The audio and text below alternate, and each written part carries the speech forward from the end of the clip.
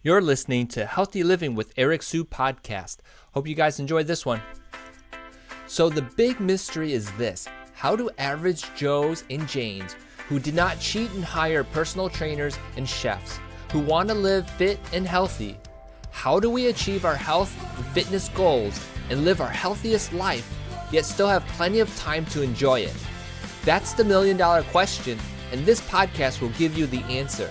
My name is Eric Sue, and welcome to Healthy Living with Eric Sue Radio. Hey guys, Eric Sue here. Hope you're doing well. Wanted to do a special Healthy Living with Eric Sue podcast today. I have Periscope. I have you guys Facebook, and I also got Instagram going as well. And just wanted to give everyone a chance to hop on and check this podcast out today.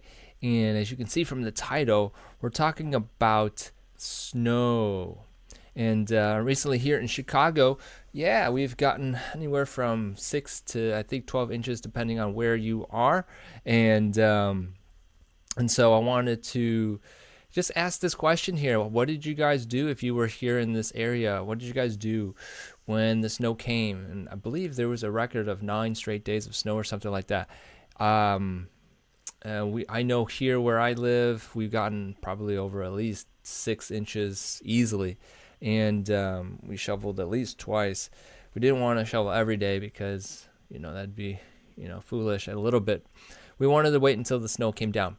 So anyhow, the focus here, today's podcast, and for those who don't know who I am a fitness trainer, health coach, and author. Help people get into shape, lose weight, and live their healthiest lives. And so the purpose of this podcast is to help people get into that shape they want to be, live their healthiest lives and get some wellness advice without the hype. So we basically had the decision of whether or not to stay in and watch Netflix or something like that, or actually go out and spend at least an hour to shovel the snow around our parking spot, in our back garage, in our walkways, and so forth. And so we actually made it fun, and I'm assuming you guys, whoever lived in this area, and even if you're not and you've experienced snow, I'm sure you guys would probably try to make it fun somehow. One of the things I think we decided to do was to make snow angels. We just get right into the snow and just make it happen, right? So snow angels. But the point is that if anything with situations like you're being snowed in and so forth, is that an excuse to not stay active, right? Certainly working out, you want to get your heart rate up. Working out, you want to sweat a little bit and put some demand on your muscles. So the way I approached it was squatting and using my legs to shovel the snow, which was fun at the same time. I want to say that a lot of people,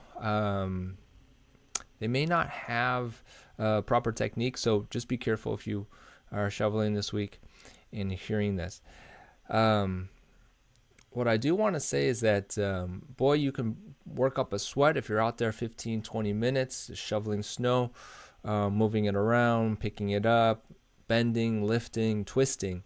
You can definitely get a core workout by doing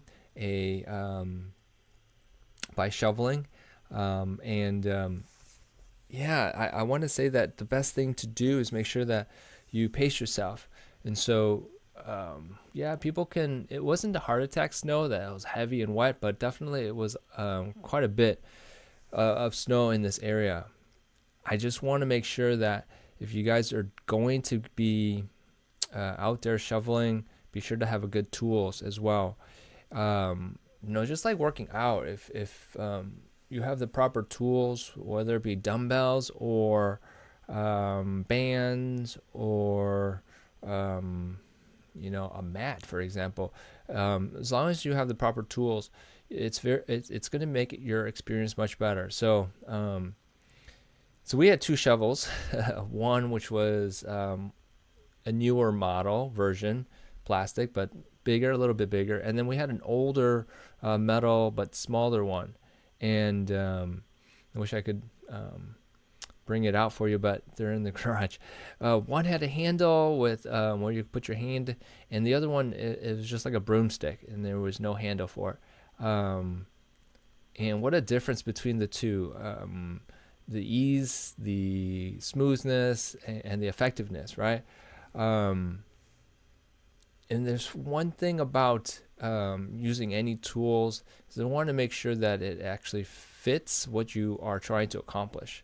Bringing it back to the fitness world here for a second, people may blame the tools they have for their outcomes, and so it is what it is. At the same time, making adjustments and allowing your body to make that accommodation, to acclimate to whatever the situation is also not a skill, but it is something to be aware of. And so we shoveled and definitely taking the newer shovel was a much more better experience. And so I want to say that a lot of people may have fitness tools at home, and if they do have fitness tools at home, are they old? It makes me think about stability balls, and not all stability balls are created equal, as you probably have experienced or seen. And one of the big things about stability balls is that, for me, I prefer stability balls that are actually firmer and hold the shape. And then there are the other versions which are, they're just soft and they sink into the ground when you use them. And I'm not sure if you've experienced that before, but there's a big difference. And if you're wondering which kind to get, I would prefer you look into getting a firmer stability ball to work your core, to do strength training with.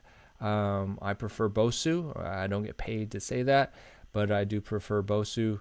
And they have a weighted sand or whatever that material inside the ball, so it doesn't roll away. So I like that feature of it as well. So consider what kind of stability ball you have if that's something that you want to incorporate. Speaking of stability balls, there's a Core Secrets workshop that I just completed, and I'll put the link in the post so that you can get the website and information on how you can purchase that workshop for yourself. And so anyhow, if you are serious about getting back into shape and using tools, make sure those tools are updated. And I'm not saying to go out and spend thousands of dollars or anything, but make sure that the tools that you have are effective for you. And so if anyone has any questions about what tools are good or not, you can just leave a question in the comments and let me know. So I just wanted to touch base on some of these points here real quick here. Being snowed in is not a reason not to do anything. Go out and shovel, have some fun with it is my second point. And my third point basically is, let's make sure we are using the proper tools. In fitness, the stability ball was one example. Your bands, let's make sure those bands are, bands specifically can be tools that wear down. So make sure those bands are good. And also, if there's one thing, make sure you have a good routine. I didn't touch on it earlier, but just going out and moving weights around, or just going out and pulling on things, pushing on things, it's great, it's good. Is it worth the effort? Unless it has a purpose behind it. And so maybe that's my last point here is, if you're serious about working out, let's be sure you guys have a routine that has a point and a purpose behind it for a specific outcome. So yeah, that's really where I want to end today, which is encourage you guys to stay active, obviously be safe. In any situations here, you can always make it into a reason to stay active. The snow and stuff that we've had in this Chicagoland area, for example. So be sure that you check on all those points that I just talked about, and I look forward to seeing you guys in the future podcast. All right, you guys, take it easy. Hey, thanks for listening. Remember to subscribe and leave feedback for me. Would you like me to teach you 7 simple ways to increase your energy for free? If so, go download your free Feel Energized e-course by subscribing to this podcast at ericwsu.com/radio. Also, if you have a question and want it answered live on the show, you can submit your question there.